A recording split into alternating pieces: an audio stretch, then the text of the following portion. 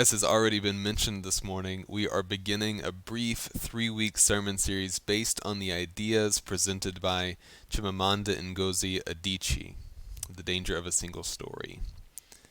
The idea is simple enough, and it's one that I think each of us can hold pretty easily.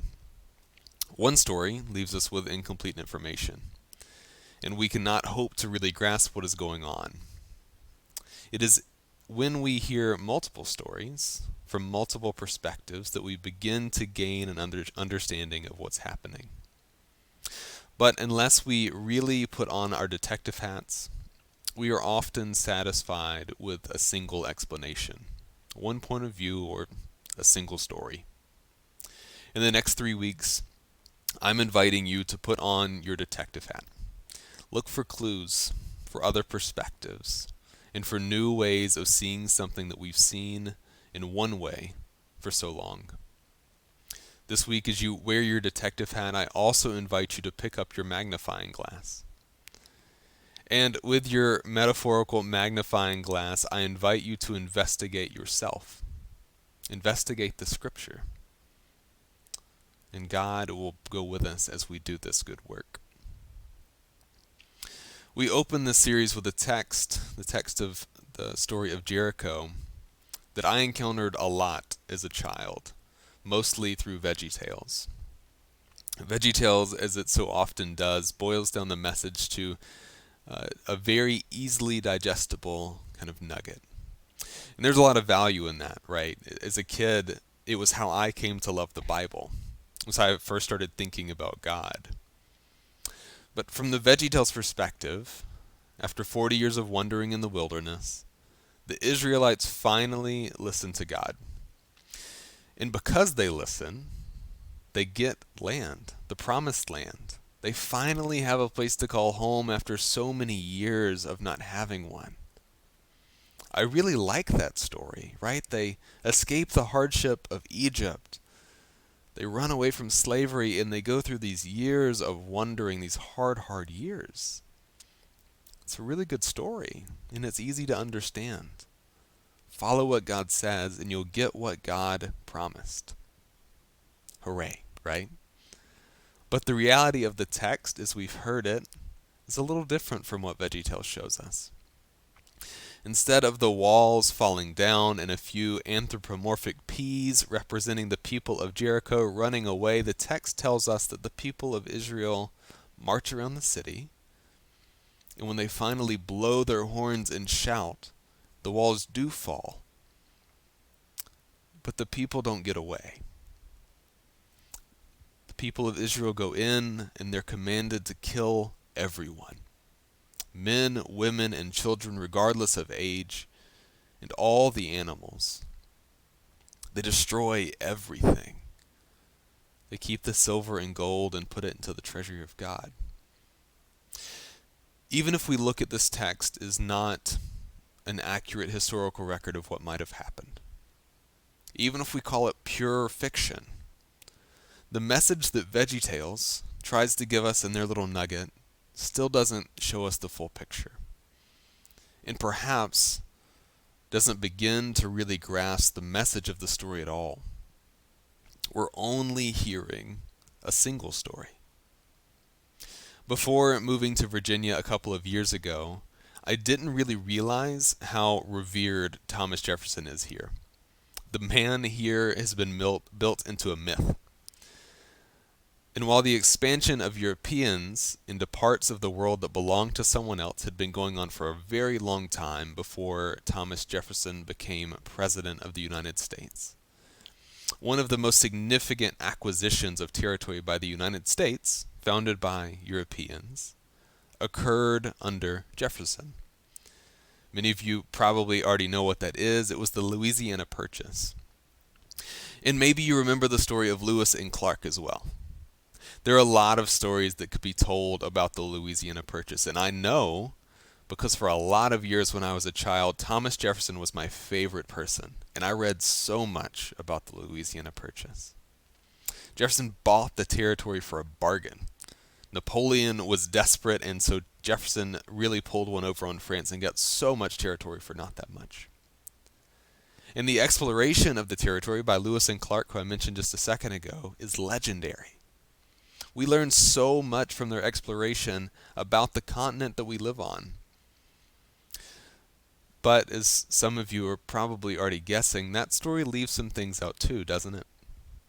Maybe the most obvious is that Lewis and Clark had a guide, Sacagawea, who was 16 and by many accounts was the only reason that Lewis and Clark made it to the end of their expedition. And that leads to another part of the story that we've missed. There were thousands of people who already called the land that we call the Louisiana Purchase home.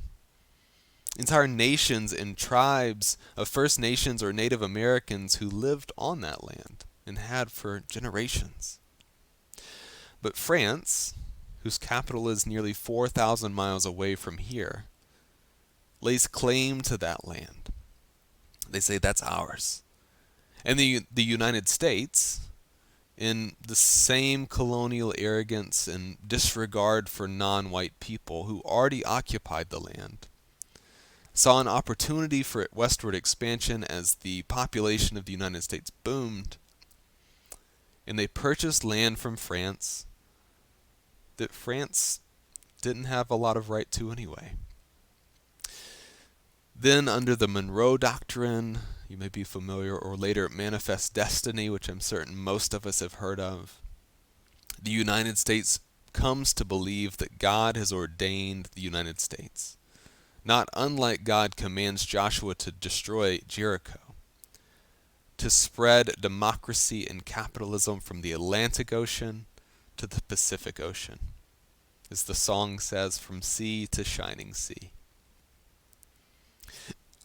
Are you beginning to see the danger of a single story here? In Joshua, we hear the side of the victor, but we don't hear the story of the people who stood in the victor's way. In our own story, our national story, or maybe even our personal stories, we most often hear the side of the victor, and we erase the story of the thousands of people who were lost because we wanted to spread, in the case of our nation, democracy and capitalism from seashore to seashore. The danger of a single story is that it's easy.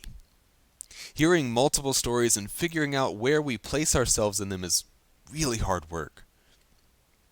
When we look back at history and we see a mountain of injustice, from the elimination of entire nations who were on this land first, to the enslavement of millions of black and brown human beings, to the devastation of colonialism across the world, to the way the Industrial Revolution thrust us into a climate crisis today. It's really easy to shut down. And that's worth naming, right? Shutting down and closing ourselves off is human. It's instinctual. It's reactionary. I know the feeling of looking at something that's bigger than yourself, bigger than myself, and being paralyzed because I knew I couldn't change it. Or I just couldn't deal with it in that moment. That's human. And that's okay. And I recognize for many of us that there are stories, whether of our country or our families or ourselves, that have been told as single stories. And maybe they've been told that way for a long time. And when we begin to explore the complexity of multiple stories, we may find places in ourselves that are wounded, that we didn't know. And our instinct may be to patch that wound back up with a single story. Maybe the same story, one that we can easily digest. That's okay. That's our tendency. And we're going to sit with that and know that that may be the way we lean. There's complexity in the story of Jericho, and of Israel, and of God in the whole Old Testament. There are things that don't make sense to me, that don't match the character of God. For me, and maybe for you, God telling Israel to destroy a city that is not theirs and to kill and loot until the land is left barren doesn't feel like God. It feels angry, violent, hate-filled, and selfish. What would a child who died in Jericho think of Israel's God, of Israel? In the same way, you can imagine how it must have felt when Europeans, my ancestors, I don't know if they're yours or not, but my ancestors landed on this continent and began to claim it as their own, seeking their own freedom, maybe trying to escape from something, but doing that while taking land away from those who had lived on it for generations. Entire nations of people that they, again, my ancestors, called savages. They were completely disregarded, cast aside, or pushed out of the way. Eventually, in the name of democracy and capitalism and freedom, the United States eliminated these people with war and disease, and now in our very own country, now in poverty and exclusion on reservations. The danger of a single story in our American history is that we miss who we ran over to get here. We cannot deny that this land wasn't ours, that the American economy was started with and sustained by so many, for so many years, who were kept in chains, whose skin was black and brown, who were not counted as a person. When we begin to do the hard work of pulling back the single story, we see a fuller picture. And history becomes a lot more complex. And for most of us, it's kind of painful too. Even today, as we praise essential workers for doing the things that need to be done for us to continue to function in this pandemic, we're not telling the full story. The story of grocery store workers who continue to work at minimum wage jobs in dangerous conditions but still can't bring home enough money to feed their families. Or of fast food workers who continue to make our takeout and drive-through orders but who still don't have health insurance to cover them when they get sick. And statistically, many of these low-wage jobs, as you may know, were staffed by our black and brown brothers and sisters who are trying to catch up after the economic devastation of slavery, Jim Crow, redlining, education discrimination, and so many other things. We say with our words, thank you. But we don't say it with our dollars or the way that we support these people. Again, the single story is easier to hold, but it doesn't hold everyone's story. I know that I've made it sound like holding stories, multiple stories, and peeling back just the single story is only hard and only painful. And while that is part of this, suffering alongside those who suffer, it also makes the places where God breaks through so much more beautiful. From Israel, the descendants of those who committed atrocities at Jericho, there emerges such immense beauty.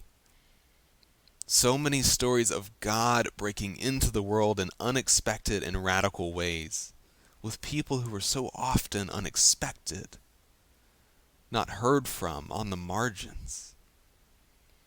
Flip through your Old Testament sometime and just see the ways that God breaks into the world. Jesus, a Jewish man born centuries later, is a descendant of these people, right? Jesus breaks through in this complex narrative as God on earth, walking among us, bringing new life. the very reason that we are a community, right? 7th Street Christian Church.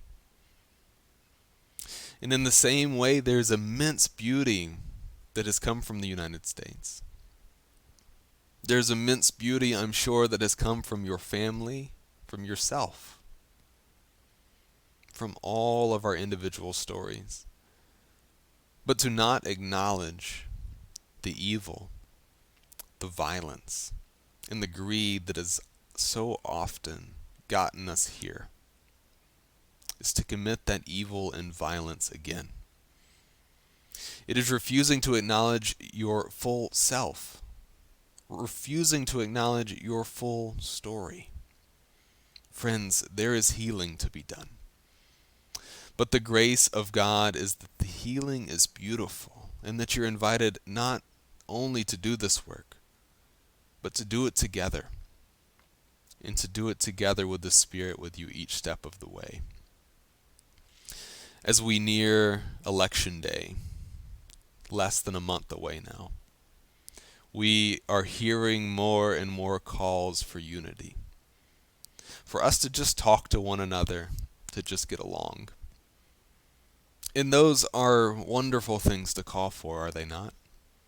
I think on some level, we would love that. But the reality is, those calls for unity are just a single story. They don't acknowledge all the other stories, many violent, many beautiful, that brought us to this moment. Friends, as followers of Jesus, we are invited to be healers.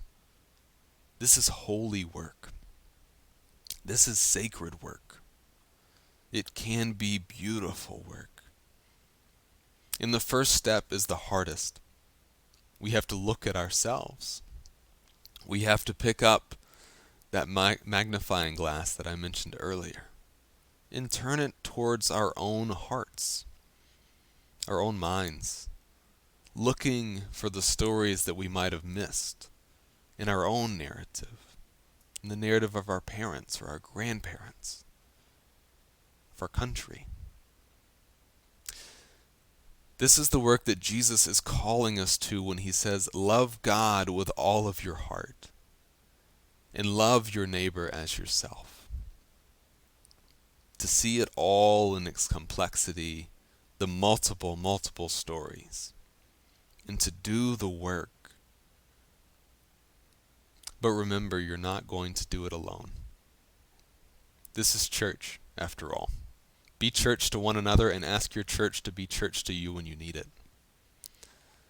But put on your detective hat. Find more stories. And do the work to integrate them into your faith, into your life. Because this is a step on the path to a more loving and beautiful world. Amen.